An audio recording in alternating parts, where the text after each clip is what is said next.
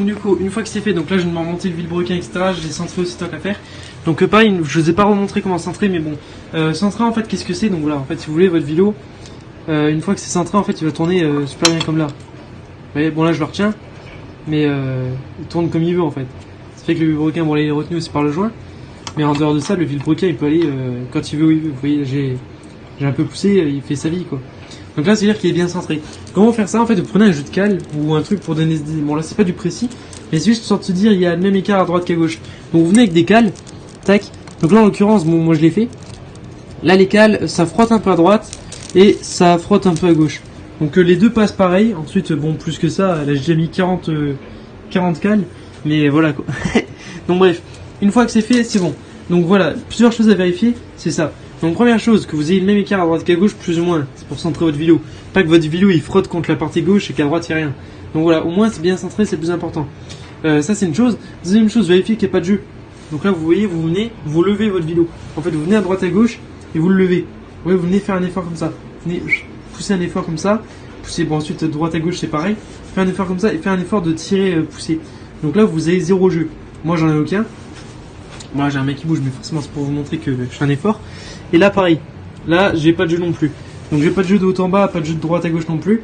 C'est bon. Là pareil, autre chose. Moi ça m'est déjà arrivé que une fois que j'ai refermé le moteur, je vais me taper la tête quand j'ai couronne mais c'est pas grave.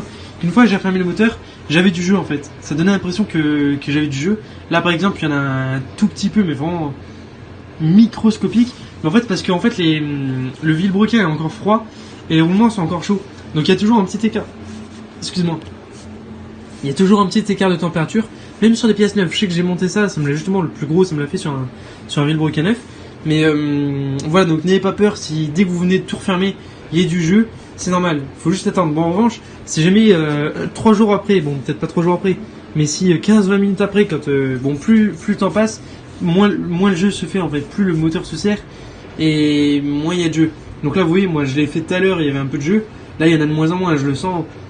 Là faut vraiment y aller pour sentir, mais c'est parce que en fait là je sens le vilebrequin il est encore froid, vous touchez ici, les carters sont encore chauds.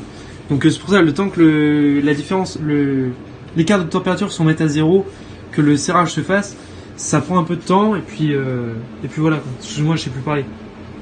Mais bref, voilà. Donc attendez que ce soit bon.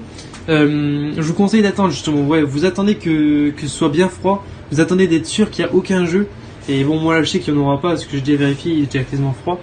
Mais enfin il n'est pas froid comme je l'ai dit, mais je sais qu'il n'y en aura pas parce qu'il n'y a pas de raison. Mais attendez que ce soit froid, parce que au cas où, pas que vous ayez du jeu en fait, parce que ça se trouve vous montez, vous avez beaucoup de jeux, mais une fois que ce sera froid, il y aura toujours du jeu, parce que vous avez peut-être votre vilebrequin qui est mort, ou alors vos portées de roulement qui sont mortes. Et ça peut arriver. Donc pour ça, méfiez-vous avant de monter vos spies, méfiez-vous de ça avant de monter les spies, comme ça vous êtes sûr. Qu'est-ce que je veux dire? Donc voilà, ça c'est les choses à vérifier. Vérifiez que vous n'ayez pas de jeu. Donc moi c'est bon. Là je vais me chercher les spies, donc je me remonte les spies.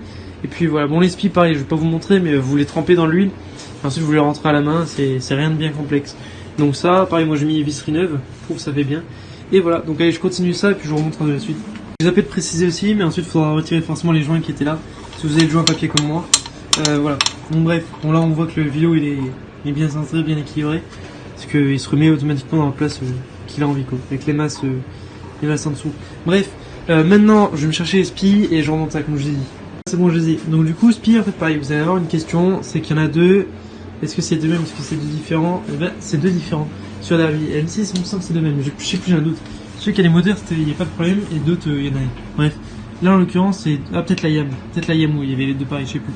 Mais bref, là il y a deux différents, vous voyez, il y en a un, en fait, si on a l'œil, il y en a un ici, il y a une sorte de petit lèche-huile, une petite lèvre quoi, et un ressort juste côté intérieur. Vous voyez, il est creux à l'intérieur, mais à l'extérieur, il est tout fermé.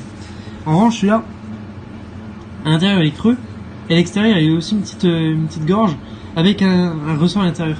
Mais en fait, si vous voulez, celui avec le ressort-là, ce sera pour côté embrayage. Parce que lui, il y aura de l'essence côté ici. Oui, c'est bien ça. Il y aura de l'essence ici, donc il faut que ça protège là. Donc pareil que lui, il y a de l'essence ici, donc il faut que ça protège. Et en revanche, lui, il y aura aussi de l'huile ici. Il y a de l'huile qui va venir taper là-dedans. Alors que lui, il y aura juste de l'air. Donc lui il y a le frottement du vilebrequin et puis il y a de l'air qui viendra ici. Et voilà. Mais bref, en gros lui il y a le petit ressort là pour limiter l'huile en fait qui se déplace entre les deux. Donc voilà, c'est un peu la petite méthode pour se dire lequel va où. Bref. celui-là avec la petite lèvre va côté allumage et l'autre va côté embrayage. Donc bref, moi je me les monte et je vous montre ça dans un instant.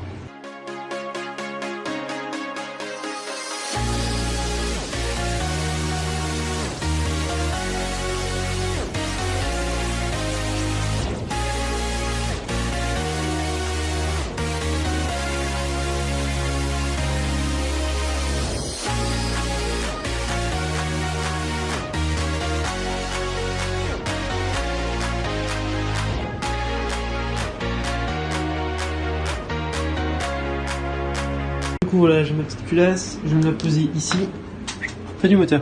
Bref, ce que je voulais dire en fait, c'est que là depuis un moment en fait, je voyais ce trépied dans la cave parce que je l'ai démonté d'un spot qui avait cramé, bon ça c'est une histoire, mais mais bref, je l'ai démonté, je m'étais dit je le garde, on sait jamais, ça peut toujours servir. Ça fait 50 ans que je l'ai chez moi, hein, je vais pas mentir. Bref, 50 ans qu'il traîne en bas, à voir les 50 kg de poussière qui traînent ici. Bref, ça fait 20 ans qu'il est en bas, et ça fait trop longtemps. Et donc il traînait, et là je me disais, etc., ça veut rien dire, mais bref. Là tout à l'heure j'étais en train de filmer, et je me disais, ah, ce serait bien qu'il y ait des plans en accéléré, parce que bon, je vais pas filmer toujours, faire 50 vidéos sur des moteurs, si je filme toujours la même chose, je dis toujours la même chose, ça le fait pas trop. Je me suis dit, dans ce cas, ce serait bien d'avoir un plan comme ça en accéléré, je trouve que ça fait bien. Personnellement, j'aime bien. Je me suis dit, il faudrait que je me trouve un trépied, vraiment. Et là, j'avais pas la motivation d'en acheter un. Et d'un coup, j'ai eu un éclair de génie, je me suis rappelé que j'avais ça en bas, et la dernière fois, je me suis rappelé que j'avais ce truc-là pour vélo qui traînait à côté. Pareil, du tout neuf, neuf du magasin. Ça, je l'avais acheté quand j'étais encore en primaire, si je me trompe pas. Donc, autant dire que le machin, il a des années et beaucoup d'années d'inutilité surtout. Et bref, et donc du coup, je me suis fait ça. Je me suis mis le truc sur le bras là, avec une petite adaptation, parce que j'ai plus la vis forcément. Mais bref, j'ai pris une vis qui allait bien. Bon, vous inquiétez pas, j'ai pas pris une vis de 40 mètres en fait. C'est qu'en fait, elle est tellement tendue que normalement la vis, il me fallait ça. En fait, il y avait juste ça qui dépassait au début. J'avais juste ça pour amorcer. Donc sinon, si je prenais une plus petite, il fallait que je vienne tirer avec une pince assez tôt pour amorcer la vis, c'était pas ouf. Et clairement, c'est pas fait pour l'esthétique, c'est fait pour la fonctionnalité. Donc maintenant, c'est très bien. J'ai un petit trépied. Donc à partir de maintenant, les gens qui disaient tes vidéos elles bougent trop, on voit rien. Et ben maintenant, vous serez contents parce que les vidéos ne bougeront plus. Il y aura plus aucun humour dedans, plus rien. Ce sera fade. Il y aura plus rien. Voilà. D'ailleurs, je vais vous le mettre là. Comme ça, voilà, vous êtes contents. Non, je rigole. D'ailleurs, ça fait très bien comme ça. Vous savez quoi, d'ailleurs, j'ai même pas posé comme ça. Et je me rends compte, je sais même pas comment ça se fait d'ailleurs. Je pense que. Ah non, il y a un trou noir en bas. Mais ouais, en tout cas, je suis content parce que ça rend bien. Donc, je pourrais faire ça, je pourrais faire des vlogs aussi et tout. Voilà, enfin bref. Cette petite minute création de trépied qui m'a coûté 0€ et qui a attendu 15 ans sur la chaîne parce que ça fait 15 ans que j'en ai pas. Enfin bref. Je reprends la restauration parce que sinon, ça va faire une vidéo de 40 minutes sur 9 épisodes pour juste un moteur. Moi, j'attaque ça, puis je vous montre en accéléré encore une fois, parce que bon, on a un trépied maintenant, donc autant qu'à faire, autant en profiter. Hein. Bon, bref, je rigole, mais maintenant, j'ai serré ça, j'ai remonté le cylindre, etc., pour pouvoir monter un bloc piston par la suite, et puis pouvoir serrer la partie là. Et donc, c'est quasiment tout bon. Donc bref, j'attaque ça, et puis je vous montre la suite.